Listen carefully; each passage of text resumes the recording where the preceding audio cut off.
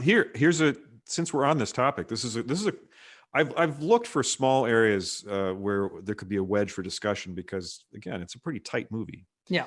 Um, there's the point where um, Luke has gotten through the barricade around Hoth. He's escaped, made his way to Dagobah, Right. and the Falcon is off on its own, running the second plot line in the movie. The Imperials are chasing the Falcon. And Vader says, he says, well, the ship's gone to the asteroid belt. We can't go in there. Asteroids do not concern me, Emma. I want that ship. So Vader's crazed about getting the Falcon.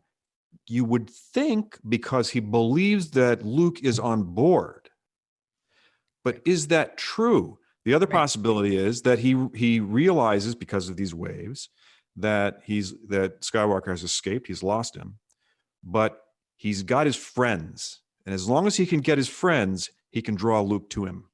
Yeah, so I agree. So is he confused? Does he not know that Luke is not on the ship? I think he doesn't know Luke's on the ship. And I also think that at that point, and I also think that he's confused when he goes down with the ground troops and invades the rebel base. Which is kick-ass. Which is awesome because visually it's awesome because it's a background and there's one character who is in onyx, just jet black against all of this white. And it's just such a personification of evil. It's a wonderful visual, right? The whole movie is like that. I saw so many things.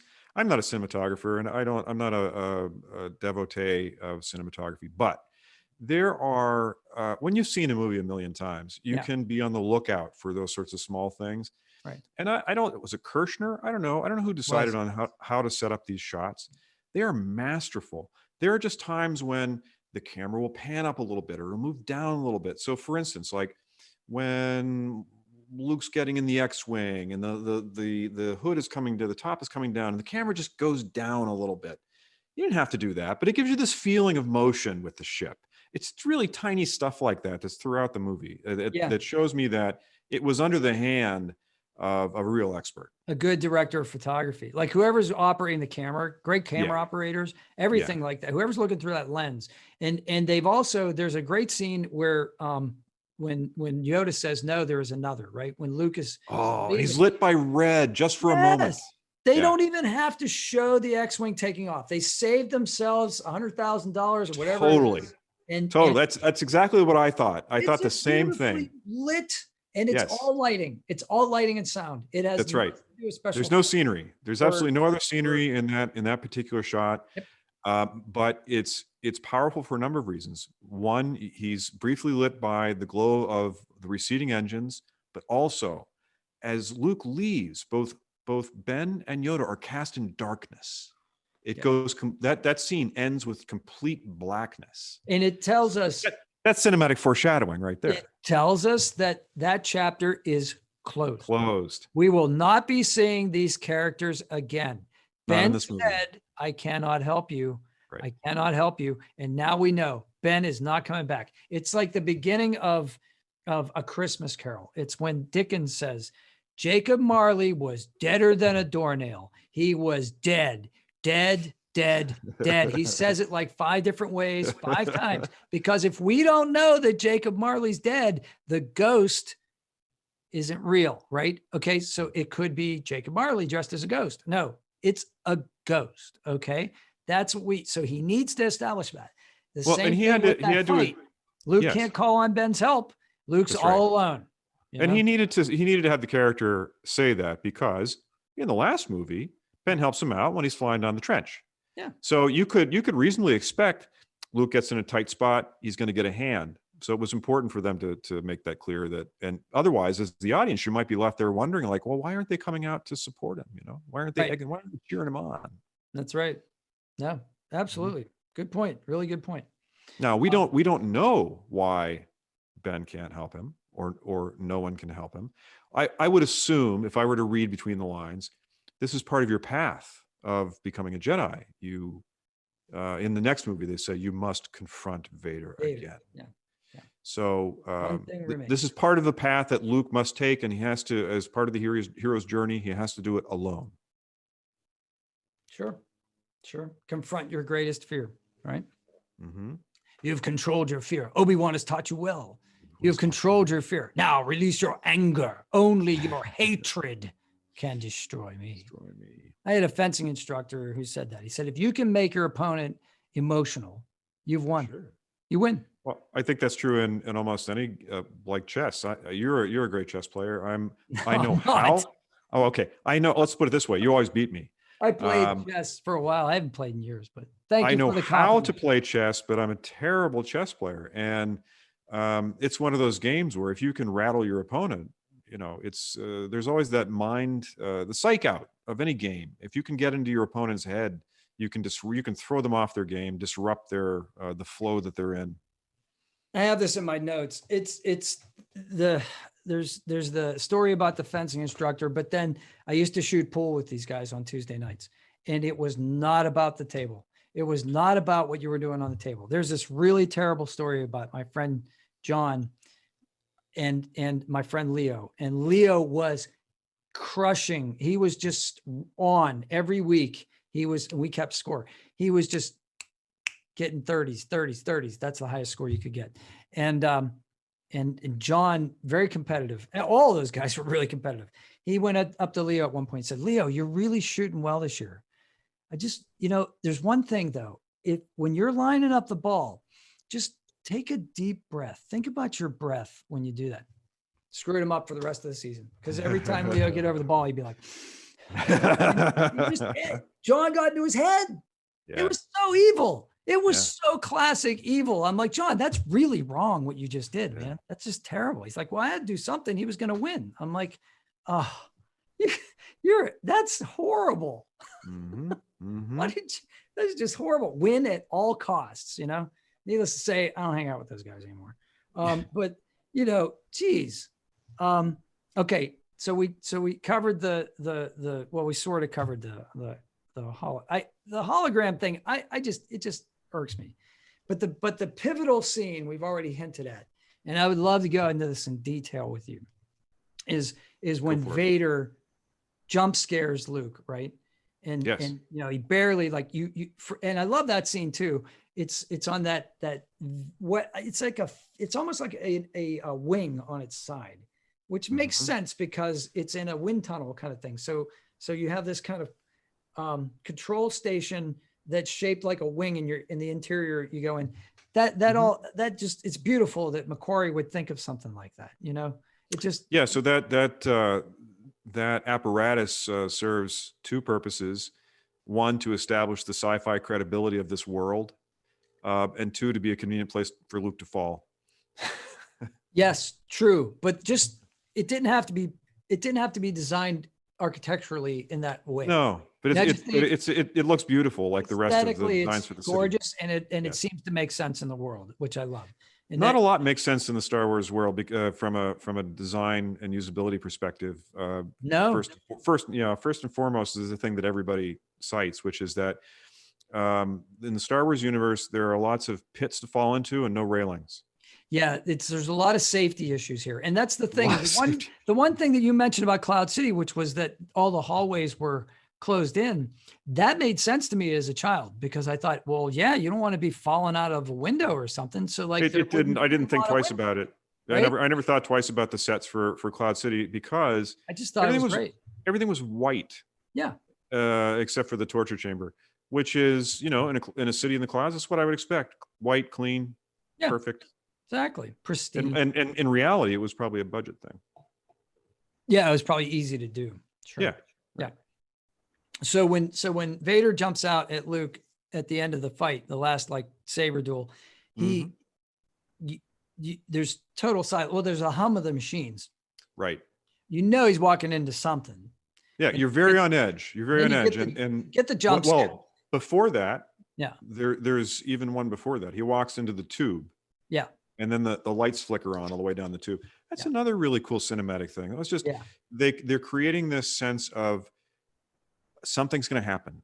It's tense. You don't know where it's going to come from, and then, like you said, the doors. the doors close in the famous Star Wars doorway, where if you don't get out of the way in time, you're going to be chopped in half. Doors are very dangerous in Star Wars. Very. But that was the one slight put you on the edge of your seat thing before the jump scare, where Vader instantaneously ignites the saber and lunges. And I watched the scene a couple times. There's just a moment where you hear his breath before you hear the saber drop. Yes, so that's right. That's right. It's like, you know, exactly. And so was he holding his breath the whole time? I'm going to say yes. So was he pressing a button on his machine where he was like, I'm going to say that we have to assume that whatever's on his chest is controlling various things that are keeping him alive. Right. Not least of which is something that is helping him to breathe. So I would assume that it's like an astronaut suit in which you can dial it up, dial it down. So let's just say he hit the pause button. That's what I'm guessing. Yeah. So he does that. He goes into a rage. This is the first time we've actually seen Vader, like, he's losing it. Using the dark side. Everything before this was parlor tricks. He's throwing stuff at Luke. He breaks the window, the whole thing, you know, but he's playing with him. Now he's attacking. Like he's attacking him.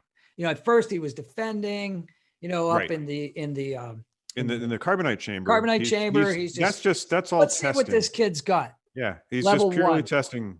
Yeah, purely testing. Exactly. Level 1. He's one-handed with the saber the whole time. One-handed. But he underestimated him at first. So when he gets Luke into the chamber, he throws the switch. Yes. All too easy. Yeah. He thinks it's done. That was a piece of cake. Right. Mm-hmm. So then, you're saying when they get to the next encounter, after the kind of spooky part where nothing's happening for a while, you know he's going to reappear, but don't know where. There's a little more dueling, which is more intense, but then Vader still has the saber ignited and he just lowers it. And that's the point at which he says, I'm done playing. And then he starts I'm just going to, you think you know about the Force? You think you're a Jedi? I'm just going to start hurling shit at you. Well, it's level 2. So he's like, okay, we know that Yoda was training him in telekinetics, because he's moving the rocks around. He even lifts R2. And then, of course, the classic scene, of course, where he pulls Yoda pulls the X-Wing out. The X-Wing out, right. So we went into great detail in a previous conversation. But which now I'm distracted because I can see it in my mind. But but it's level 2. He's like, okay, now let's see what you can do with this. I'm going to throw objects at you. So he loses concentration. He gets hit a couple times, and after he's hit on the shoulder, he's just flailing. He can't do it. It's over at that point. Timing's off. He doesn't even know when the next one's coming. He can't deflect it. It's obvious that he can't do 2 things at once. He's an okay duelist, but he's no good when people are throwing rocks at him also. Mm-hmm. So then the third one, and Vader just on the attack and just awesome, aggressive, boom, boom, boom. Try this, and this. And all the time Luke's backing up, right? All the time. Finally knocks, Luke falls backwards, and he's back on the catwalk, and Vader sticks his saber point into his face, almost to his nose, and says, "You are beaten." Yes. Right? It is useless to resist. Which has been corrupted by Star Trek into resistance is futile. Right? So if I remember at that point, he is able to, Luke is able to start the sword again, bat Vader's blade away, get back up, and he scores a hit on Vader's shoulder. He does. And on his armor, I assume.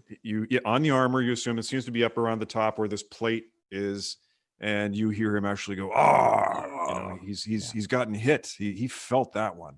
Right. And that's just before he's like, "Okay, I'm done. It's over.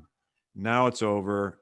I'm cutting your hand off." Because even a novice can score a hit. Even a novice can be dangerous. I'll tell you that. In fencing, a novice is obviously sometimes more dangerous because you don't know what to expect. Because somebody's fully trained, you can, based on what you know about training, you can know which kind of attacks to anticipate. And it's somebody who has no training at all. You have no idea what's going to happen. So you have to be prepared for everything. But that line where he says, "You're beaten. It's useless to resist." Don't let yourself be destroyed. As Obi-Wan did. Mm-hmm. Very interesting. That line to me is one of those lines where the actors were always complaining, George, you can write this stuff, but an actor can't say it. That's an awkward line. If I wrote that line, one of my writing professors would have wrote AWK and circled it in the, this is awkward. However, it's accurate because Vader is not taking credit for killing Obi-Wan. He's saying, don't let yourself be destroyed as Obi-Wan did, right? He's not saying, I killed Obi-Wan, I'll kill you too, because Obi-Wan didn't. He let himself be killed, right? That's right. Yeah. So this is like really, that's a subtle line, but Lucas is working here, like he's thinking about this. Or actually, if Lucas didn't write that, there were two people who were credited with writing the script, and Lucas is not one of them. It's story by Lucas in the credits. So it may have been somebody else who writes this line. I don't know, but so that's something that something I'm very curious about, because we know from the prequels that Lucas writes just horrifying dialogue. It was not to get too far afield. I want to stick with Empire, but this is everything. Yeah, this is an illustration, case in point, where I would hate to think that one of the great successes of Empire was because he didn't direct it, and that there were script treatments done by others, even though he supplied all the plot points. Right. And like, I want it to go this way, I want it to go that way. By the way, I'm busy filming Raiders. Take care of it for me. The dialogue in Empire is mostly works great. It feels like it's spoken by human beings. It's not as awkward and stilted as most of what Lucas writes. Not really. It just feels super polished in a way that movies that he directed himself never do. Yeah, it feels like the actors are on their game. It feels like the writers are on their game. It just feels like there's a bunch of pros doing this. And what's interesting is in the credits. So I watch credits because I just do. And I'm watching the credits and I'm realizing that, okay, so they show the cast, 3 names: Mark Hamill, Harrison Ford, Carrie Fisher. Mark Hamill as Luke Skywalker, as Han Solo, as. They get paid more money for that now. I know. Fisher. Next screen, no title, Billy D. Williams as Lando Calrissian, Anthony Daniels as C-3PO. Next screen, also, co-starring David Prowse as Darth Vader, Peter Mayhew as Chewbacca, Kenny Baker as R2-D2, Frank Oz performing Yoda. There's only 9 characters. All of this action, all of it is really 9 characters. Yes, there is the Admiral of the Starfleet. Yes, there is the General, in Hoth. Don't forget Hobby. Don't forget Hobby. Don't forget Wedge, man. Wedge is great. And I got a couple things to say about Wedge. Or Dak. Well, poor Dak. But he felt like he could take on the whole Empire himself. That's how he felt that day. I know what you mean, right? I never say that anymore because, what happened to Dak. I don't want to jinx myself. Yeah. So, but yeah, it's amazing that much story could be surrounded by, 5 characters, but 9 characters ultimately, and then a bunch of like incidental characters. Well, one of the things that strikes me about the the movie is the pacing. No scene is more than 2 or 3 minutes long. And it is from the moment you see the probe droids exiting the belly of the Star Destroyer, that movie never lets up. Nope. The slowest moment is during training sessions on Dagobah, which is almost like a necessary breather to catch your breath, because everything is just, action is happening constantly in that movie. The plot is always moving forward. Interesting things are always developing. There is no point in that movie where you are bored. And I also found out, I actually looked up I wanted to see if somebody had created a scene list, because I wanted to see where the major scene points were. Of course, somebody has. There's a site out there that lists every scene in all the Star Wars movies. And what I discovered was that Empire has 50 scenes. It turns out every Star Wars movie has 50 scenes. That's interesting. That's really interesting. Don't know Exactly if 50. that's, I don't know if it's deliberate. Design. It's got to be. Deliberate by design, or it's the way that the person who made the list, forced it to Okay. for the consistent. I don't know, because I don't know anything about the person who made the list. I think that's more. But I thought it was very interesting. Yeah, that seems more likely now that you mentioned that. But I don't know. It could be by design. Could be the lucky number. Could be something that. Yeah, it could be just if we took a random sampling of 10 other action movies, maybe we'd find that's just a very round number that works inside a common a 2-hour number. period. Yeah. That's possible. Yeah, Repo Man might have 50 scenes. I don't know. Yeah. So back to the duel. When he cuts off his hand, that's become a lot of people have talked about lightsaber techniques, and try to classify different styles over the years. Mm-hmm. And they call that technique the Cho Mai, right? So you cut off somebody's hand and you end the duel because they can't fight anymore. Mm-hmm. They've lost their weapon. They've lost their use of their saber hand. They're pretty much done, right? So he cuts off Luke's hand, and as Luke's edging himself away from him, he says, "There is no escape." He says, and there seems not to be. "Don't make me destroy you." Which I definitely put that on a coffee mug. My friend has it in his new apartment. Actually, I helped him move the other day. He says, "Luke, you don't yet realize your importance." Now that's a little bit awkward, but it has to be.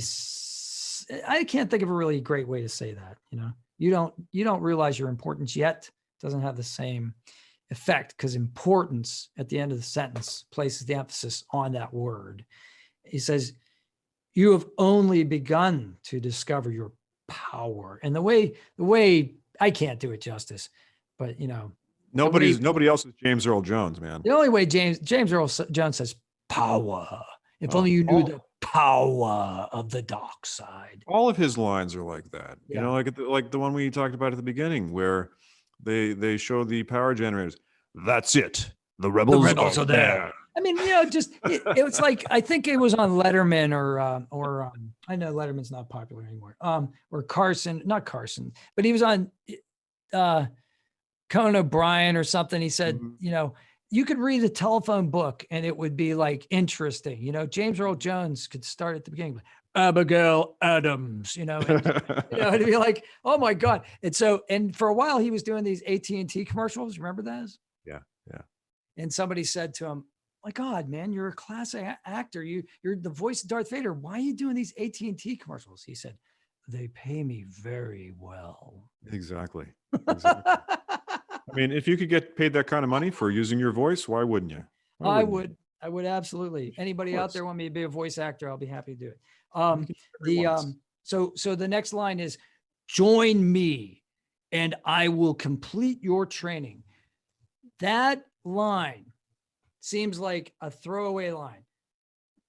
Join me and I will complete your training. No, it's not throwaway. It's not throwaway. Don't join the Empire. Don't join me and the Emperor. No. Join me. That's right. No, it's very clear. I will complete your training. Well, it's clear that that's the deal he's making, because he then says, and I didn't get to rewatch this part today, unfortunately. Let me see if I can do it from memory. Is it together we have the power, or you have the power to destroy the Emperor? He has foreseen this. Yes, it says, with our combined strength, yes, we can end this destructive conflict and bring order to the galaxy. I love the way he says galaxy. But isn't there a line about how you have the power, or we have the power to destroy the Emperor? Or am I just? He does. He says it. That's where he says he has foreseen this, as if he's saying, my boss knows that you have this power, but if you and I get together, we can destroy him first. It's like that line in the Bond film, the one where he has his Scottish home. He says it later. Yeah. Which Bond film? The one where he's trapped in his Scottish home, and assassins are coming. Skyfall. Skyfall. And the line that I remember from that movie is he's with the beautiful woman, and Daniel Craig says, "Some men are coming to kill us. We're going to kill them first." Yes. Yeah. Yeah. There's a famous line in Firefly where where the captain says, if they try to kill you, you kill them right back. You know? But no, your point is well taken. Yeah. That Vader there are a number of lines where he indicates, and particularly in Jedi, that my will is not my own because he's my master. This is the dark side deal. This is the pact that I made, and it's out of my hands.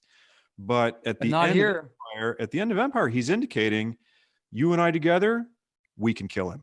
Yeah. And this is what the Sith do all the time. This is, there are stories about this in the prequels where this is apparently the way that the Sith do each other. Yeah, Vader has a plan. Okay. And that's the thing. That's what makes Vader so interesting to me in this movie. Okay. He's not the monolithic master of darkness. He is an individual who has a vision and a plan. And yes, from a certain point of view, to quote Obi-Wan in the third film, in episode 6, Return of the Jedi, it seems evil, but ultimately he sees it as a desirable outcome, order to the galaxy.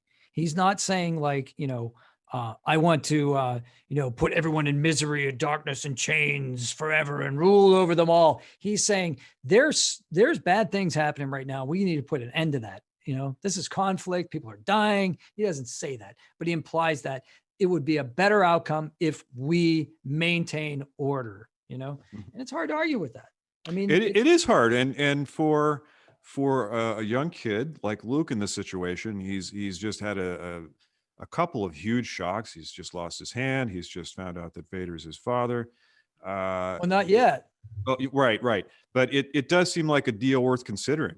Sure. If you're him in that moment, that might not seem like a bad thing. Well, because otherwise you might die. Luke has the next line. Luke says, "I'll never join you." I'll never join you. And Luke's still thinking, because all the knowledge he has is Obi-Wan and Yoda. Right. He doesn't know anything else. So, so Luke's, only got that.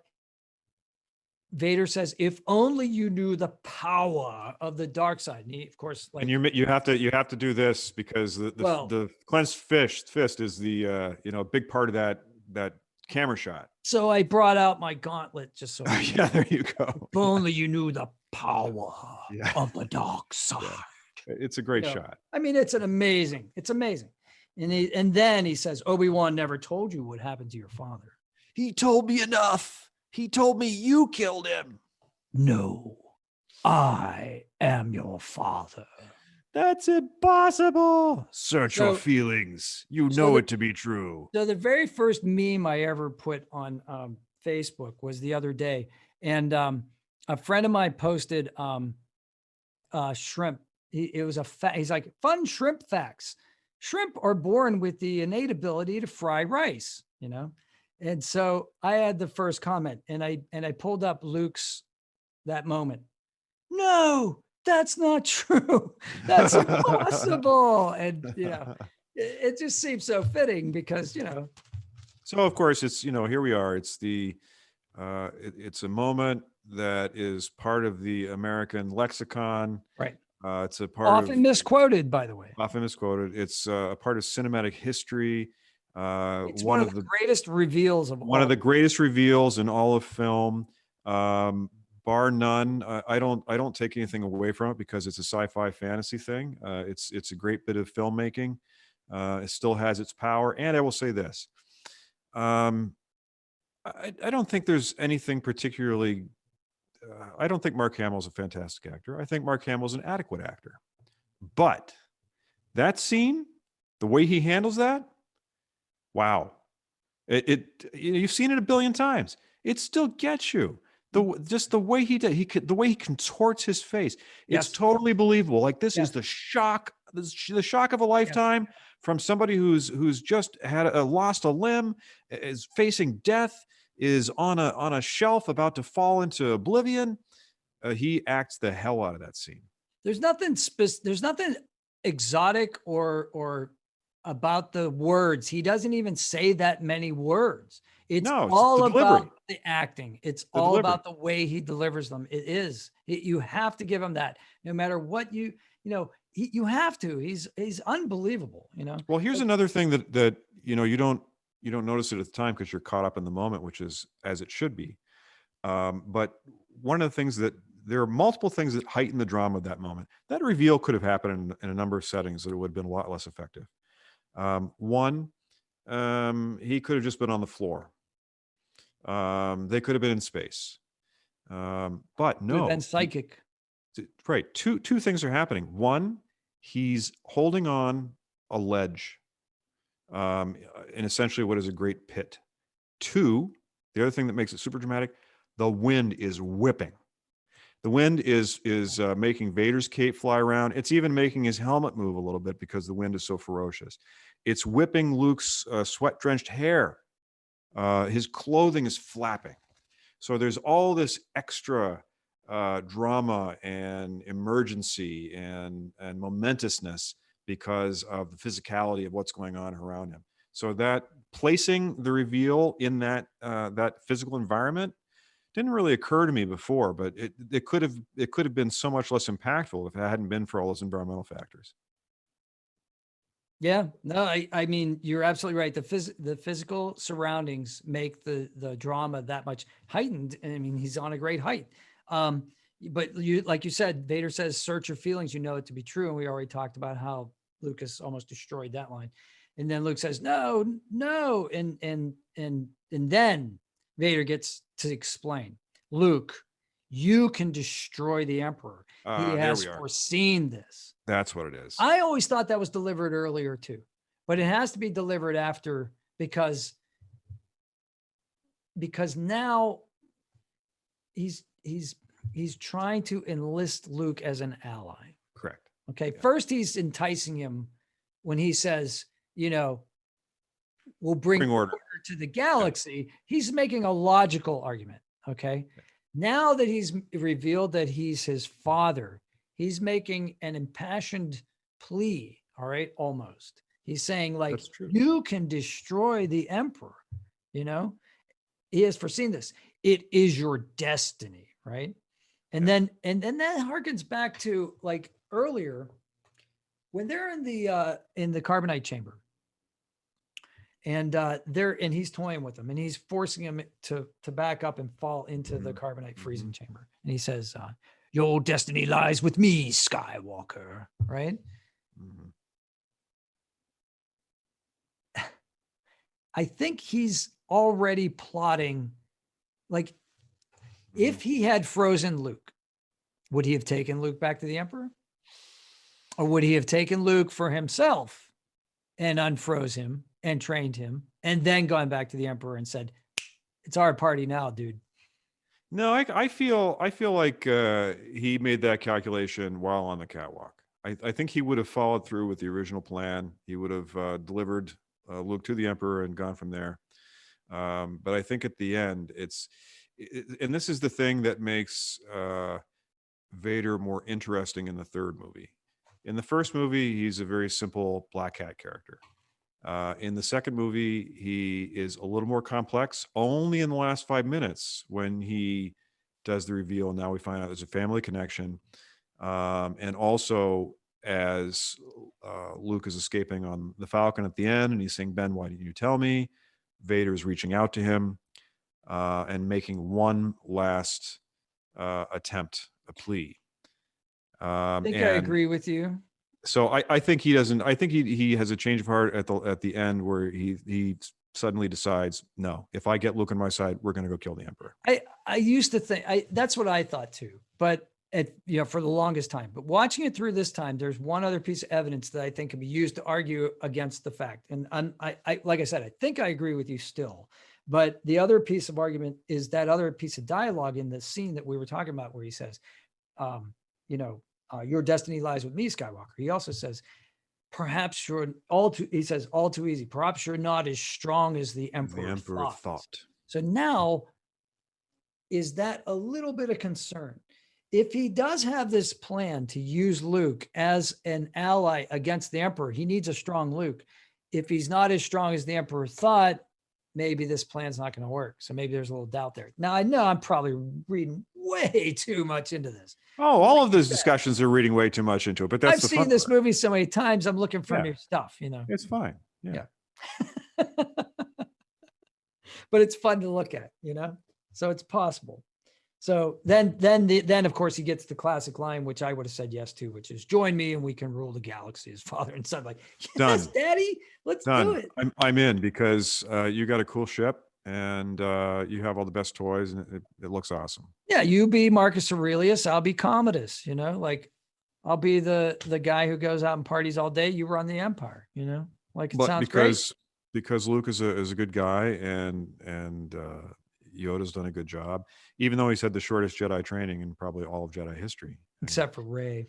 Again, yes, except for Rey, but because she was a Palpatine, we can just assume there was some stronger shenanigans going on there because we don't really know how the Sith work. It's still kind of, I don't care either, but we still don't know. We don't know how long Luke was being trained in Dagobah. We really have no idea. We don't know how much time went by. Yeah, we brought this up in the last thing, and I have a couple thoughts on that. But just to close this out real quick, so when he does say like rule the galaxy as father and son, Luke immediately he looks down. He immediately is looking for a way out, and it's the great acting again of Mark Hamill. He's obviously looking for alternatives, and then the final plea, which is "Come with me. It is the only way." The only way. And then Luke just goes, "I'm going to trust the Force." In the universe. Yeah, the great thing is he says nothing. He says doesn't say anything. He just lets see it on his face. He's like, I don't know what's going to happen next. Yeah, I'm letting go, and it's just this act of supreme faith. That I don't know. It either that or it's better than the alternative. I can't turn evil, so I will just sacrifice myself. And then suddenly he's saved. But I think it's more of a trust thing. I really like to believe that. I actually think he was sacrificing himself because, I just don't think there was any way to know that he would be fortunate enough to be swept into the chute. Like an exhaust, a trash tube or something. Whatever it is, we don't really know what it is. Well, doesn't matter. But no, it doesn't. To me, I don't think. Maybe maybe he wasn't even thinking at that point. All that he knew was that the hand that was outstretched was a non-choice. It was an unacceptable choice. And there's only one way to get out physically. I just have to let go. Yeah. And I don't know what's going to happen after that. I guess we've all been in that spot, huh? Where we just have to like make a choice and just say, I can't see around the bend. I don't know what's up next. All I know fortunately, those sorts of inflection points in life don't have the kind of physical risks that being on a catwalk in the middle of the reactor event or whatever it is of Cloud City. But I think it was just resignation that the option of joining Vader couldn't be done. There was no alternative. So I think I've fully exhausted that scene. So thank you for going through that, because there were a bunch of things I've always wanted to express about that scene, and I think we did a really good job. It's a great scene, and it's some of the lengthiest dialogue or exchange that Vader has throughout the entire. We find out so much about Vader by him doing it too. We know his motivations. We understand that he's a logical character with a believable backstory, and we can sympathize somewhat with his motivation. Somewhat, because he's not pure evil. He's a rational actor, as you just said. He's capable of being a character that's not just a simple black hat. Yeah. So here's an interesting insight, and I might have told you this before. When the original movies were re-released in anticipation of the prequels coming out, I had a chance to see them all back in the theater, which was great. Yeah. Because seeing it in the theater, I'm like, wow, it doesn't matter how big your TV is at home, it's never the same. And seeing the sound seeing him again on the big screen was just fantastic. 30 speakers. I mean, like, how can you can't compete with that? I remember coming out of those movies with this realization that, when they first came out, I thought, oh, Star Wars, it's about Luke Skywalker. And this is before the prequels came out. And I left seeing it as an adult, saying, oh my God, Star Wars is about Darth Vader. The three movies. It's a redemption story, and when I saw them the first time, it didn't occur to me. I thought it's all about Luke Skywalker.